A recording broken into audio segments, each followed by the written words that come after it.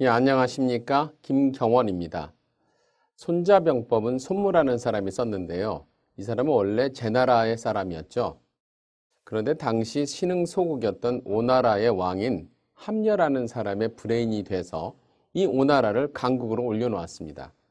함려가 손무를 만나지 못했다면 이런 결과는 없었겠죠.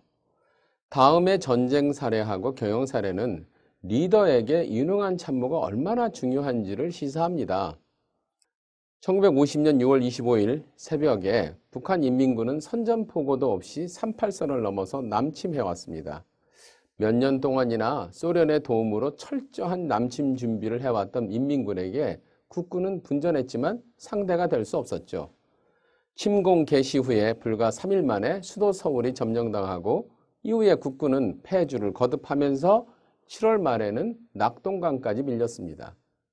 이 개전 초기 패전의 가장 큰 책임은 당시 육군 총참모장이었던 최병덕 장군에게 돌아가고 있습니다.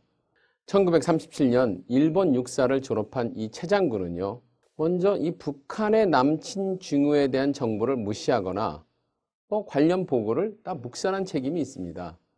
또 전쟁 직전에 대규모 인사를 실시해서 주요 지휘관들을 이동시키는데 전방과 후반 사단의 위치를 맞바꾸는 등 부대 이동 조치도 했습니다.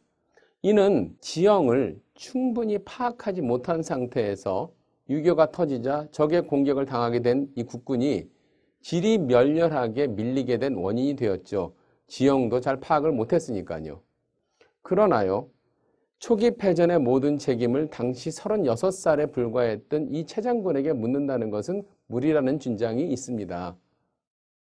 그에게 필요한 권한과 지원이 제대로 주어지지 않았다는 것이 이유죠. 특히 유능한 참모의 도움을 거의 받지 못했다는 것입니다. 개전 초기 참모부장으로서 사실상의 작전 지휘를 담당한 사람은 김백일 대령이었습니다. 그는 전쟁이 나기 전 불과 2개월 전에야 이 직책을 맡아서 경험이 굉장히 일천한 상태였죠.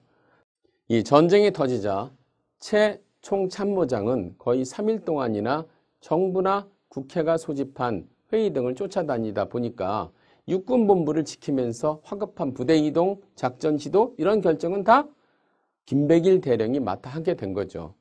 그런데 불과 2개월의 참모부장 경력이 그의 발목을 잡았습니다. 그 사람은요, 큰 부대를 지휘해본 경험이 없었습니다. 그래서 그의 구상은 소규모 부대를 지휘하는 범위에서 벗어나지 못했는데 지방에서 올라온 부대를 도착하는 대로 모조리 전선으로 투입하게 되는 실수도 그 사람이 범한 거죠.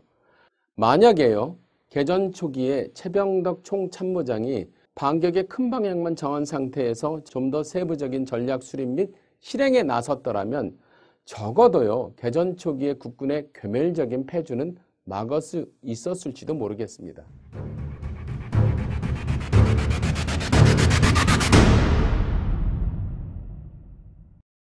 경영 사례도 비슷한 얘기가 있습니다. 일본에서요, 가장 존경받는 경영자 2명을 뽑으라고 한다면 혼다 소이치로하고 마쓰시다 고노스케가 될 것입니다. 혼다는요, 창업 초기부터 원대한 꿈을 품고 있었습니다. 바로 혼다를 세계적인 기업으로 만들겠다 이거죠. 1931년 31세의 나이로 토카이 세이키라는 피스톤 링 제조회사를 세워서 도요타 자동차에 납품하면서 종업원 수가 2,000명이나 된 대기업으로 이미 성장시킨 경험이 있었죠. 하지만 2차 세계대전 중에 미군 폭격기의 폭격과 대지전으로 종전 무렵에 그에게 남아있는 건 별로 없었습니다. 망한 거죠. 하지만 종전 직후에 그는 남아있는 설비와 함께 회사를 토요다에 팔아넘기고 그 매각 대금이 당시로서는 45만 엔이었는데 이 돈으로 혼다 기현이라는 회사를 설립을 하고 오토바이를 개발을 합니다. 그래서 1948년부터 시판에 나선 것이 아주 큰 성공을 거두면서 오늘날 자동차 기업 혼다의 기틀을 다지게 된 것입니다. 창업 후 단 몇 년 만에 승승장구하면서 오토바이 업계로 강자로 떠오르는 데 성공을 했습니다. 그러나 문제가 하나 있었죠.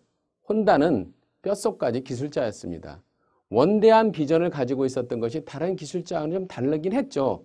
그래서인지 기술을 제외한 경영 관련 일에는 별 관심도 없었고 잘 알지도 못했던 것 같습니다. 그런 그에게 그 비전을 실현해 줄 유능한 대리인이나 스텝이 필요했는데 후지사와 다케오라는 사람이 딱 그런 존재였습니다. 그는 20대 초부터 철제 제품 도매상의 세일즈맨으로 일하다가 그 회사의 사장까지 승진한 관리 전문가였죠. 1948년 혼다는 새로 설립한 오토바이 공장이 수요를 못 맞출 정도로 판매가 호조를 보였으나 정작 수금은 잘 되지 않아서 들어오는 돈이 없어서 애를 먹고 있었습니다.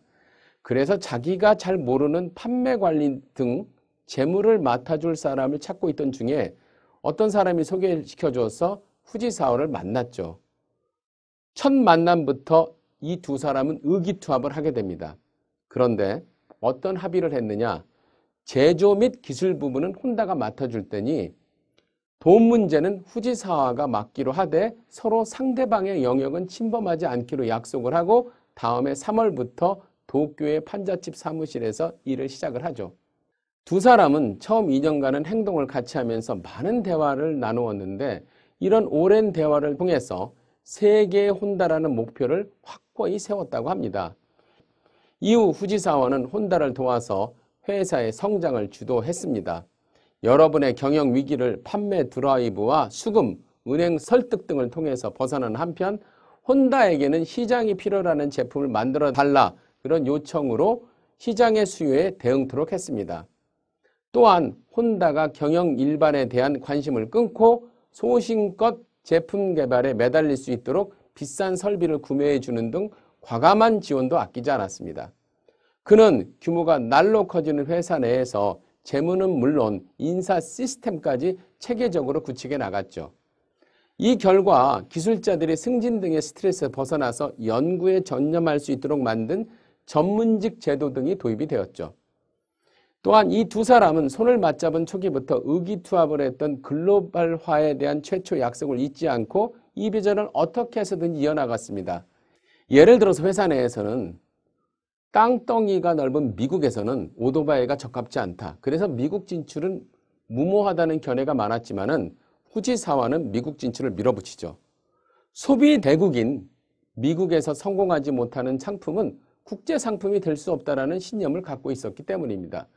과연 그의 판단대로 까다로운 미국 소비자의 수요를 맞추다가 보니 몇 년 되지 않아서 혼다사의 제품은 기술뿐만 아니라 소비자 니즈를 맞추는 능력 및 제품의 끝마무리 수준이 세계 수준으로 올라서게 되었죠. 이는 나중에 이 회사의 사륜차가 미국 시장을 비롯한 세계에서 최고의 차로 인정받으며 세계적인 자동차 회사로 부상하는 밑거름이 되었습니다. 결국 이 혼다사는 1970년대 들어서 이미 세계의 혼다라는 말을 듣게 됩니다.